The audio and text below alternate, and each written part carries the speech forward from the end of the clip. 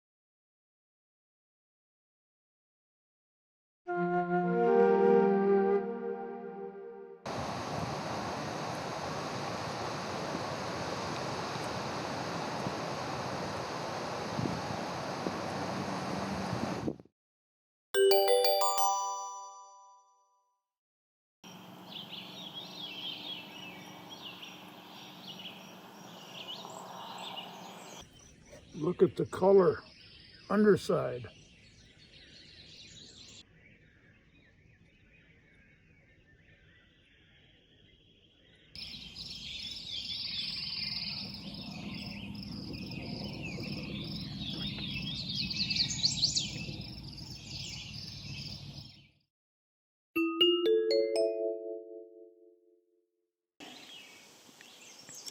It's occurred to me that I have forgotten what the normal height of this water level is.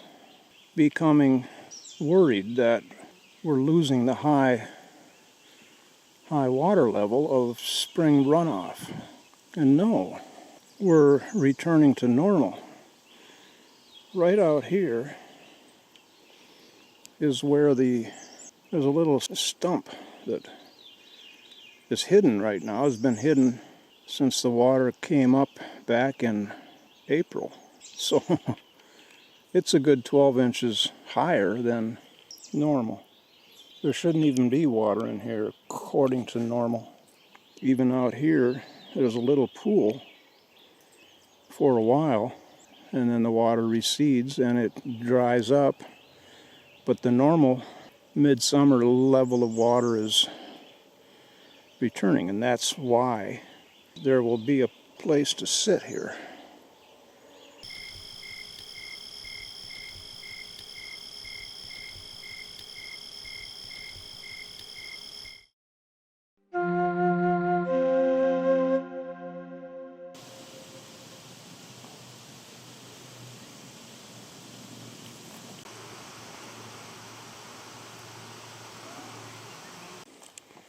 Tomorrow's going to be in the low 70s, 55% chance of rain.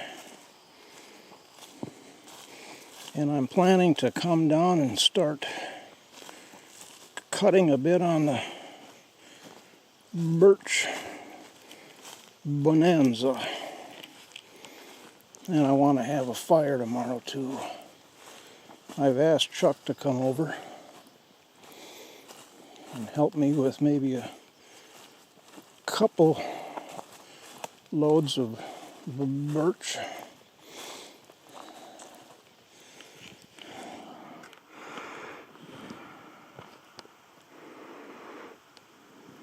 And I'm going to, if he doesn't come over with the Ranger, this is autumnal gold running down through here. I'm going to use the wheelbarrow and section up them in bite-sized pieces. God, it's nice to see her being energetic. She has a little less of that every day. I am going to bring, hopefully, a couple wheelbarrows of birch up this trail and back to the splitting area. I got a break the seal on this. We're in late June now, and I've got less firewood stacked and seasoning than I should have.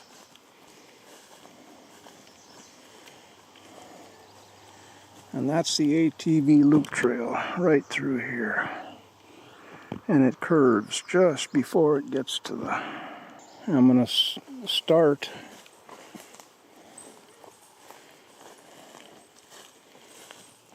on this massive project.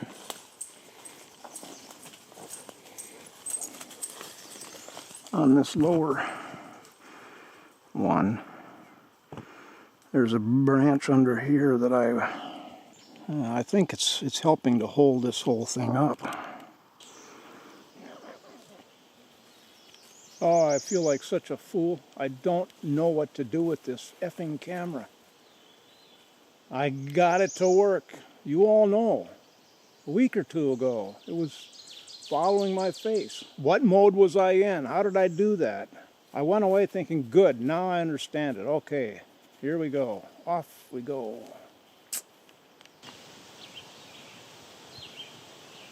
I don't know. Now it's working perfectly. The Supreme Court has overturned Roe versus Wade. I'm neutral on the matter.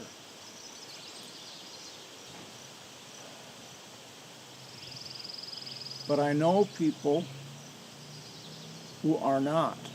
In fact, it's very unusual to find anybody who is neutral. Whether I'm actually neutral or not will take no bearing on this discussion.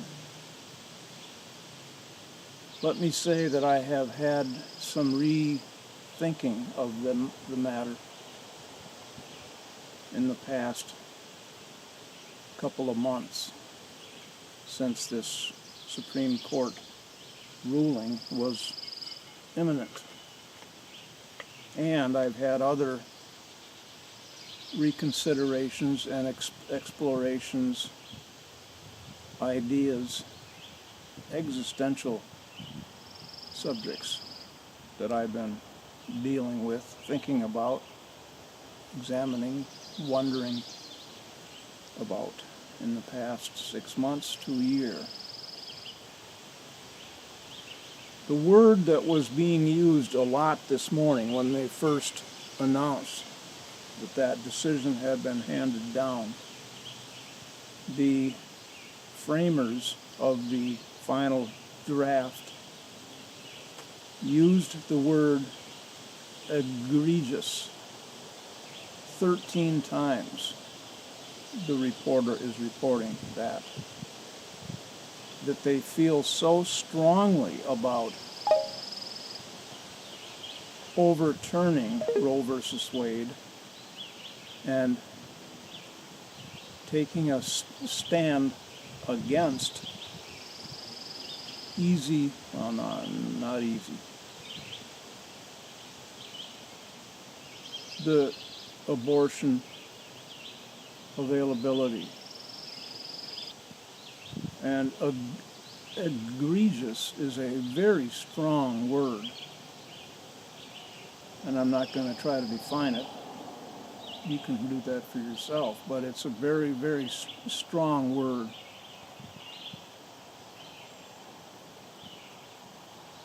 And for them to use it 13 times in their decision took me back to the point where these people feel very, very strongly about abortion and its availability and what it's doing.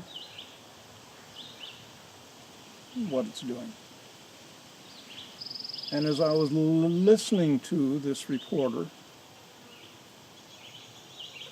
I began to wonder,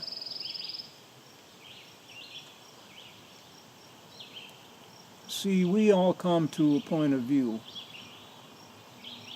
and we hold our view that is set in stone after, sometimes for some people, it's a very brief decision-making term, and for others it takes a lot of points of view over a longer period of time to finally come down on one side or one view and then hold fast to it, come hell or high water, or whatever new information might come to light, or other persuasions that we hadn't thought about.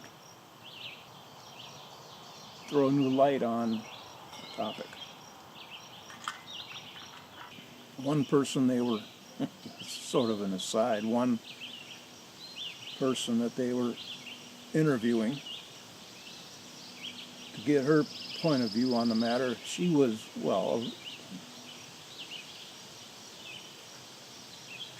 livid that the Supreme Court had come down against abortion. And she was going off and saying, we're going to go to battle. We are going to get highly active. And she was encouraging everybody out there to raise up in arms, go to fight this. The host, toward the end of her tirade, said, well, this is at an end now. It's finished. It's been set. Abortion is going to be illegal. All the levers have been pulled and pushed and twiddled. This fight is over. You would think that she didn't hear him and his argument, because it is over. The Supreme Court, the highest in the land, has said, this is it now. No more. There is no appeals to be made anywhere else. There's no fights to be fought. And I was thinking the very same thing, and then he brought that up, and that's, what? Okay. The fact that these Supreme Court justices, 6 of them, apparently there's another argument.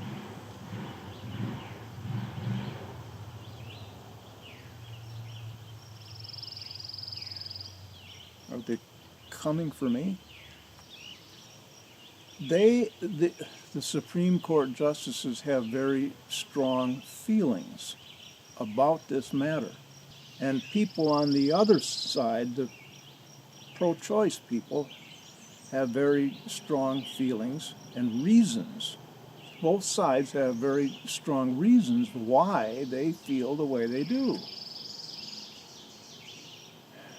And why one side thinks it's egregious what has been happening since Roe versus Wade was put into effect in 1973. And this person I'm thinking of, who has a very strong feeling about her point of view on pro-choice,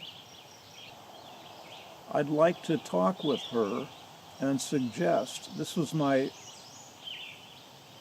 epiphany this morning, maybe it's time for us individuals to actually evaluate, examine, research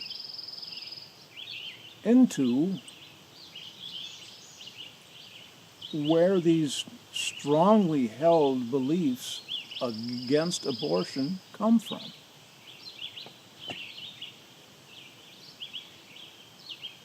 It's probable that we don't know, many of us, what has brought them to such a strong point of view about abortion. What are these factors that have led to them believing so strongly? Are there factors that, are there factors that we hadn't considered? or hadn't known about? Or had we looked the other way and we just want to make it a simple black and white issue like the American society is very good at doing? Nothing is black and white. There's always this argument and that argument. A list longer than the East is from the West to find your setting in stone your belief in the matter. And I really think this is it's a very important thing for critical thinkers, for thoughtful people, for fair people, not to argue about your view is wrong because killing unborn babies is wrong. Everybody knows that. You can see that. Go in with a wide open mind and actually say, what do these people believe and why? Help me understand your views, your perspective. God, what a world we would have if that were able to be done by fair-minded, thinking, feeling people, and not feel threatened by the other side when they come at you with rah, rah, rah. You make a good point. I hadn't considered that. Let me do some checking on that because, I hadn't thought about that point of view of yours, or that factor, that gigantic, or that middling point, because sometimes it's those middling points that become tipping points for us to say, well, yeah,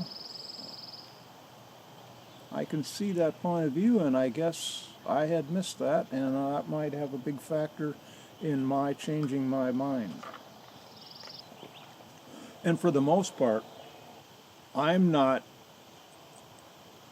up for the next few days, few weeks, few months, few years, infinity of this being argued ad infinitum. It's over.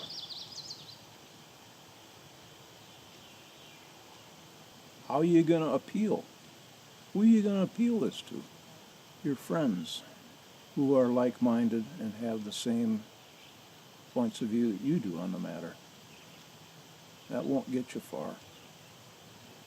You may want to go and tar and feather or shoot to kill abortion clinic doctors in Minnesota, where I live, and the governor, you may have just heard, Minnesota is an abortion-friendly state. And they've already been warning for months, well, for weeks, when this imminent decision was coming, that Minnesota is going to be overwhelmed. The abortion services industry, factories here, are going to be overwhelmed with people coming in from other states to receive those abortion services.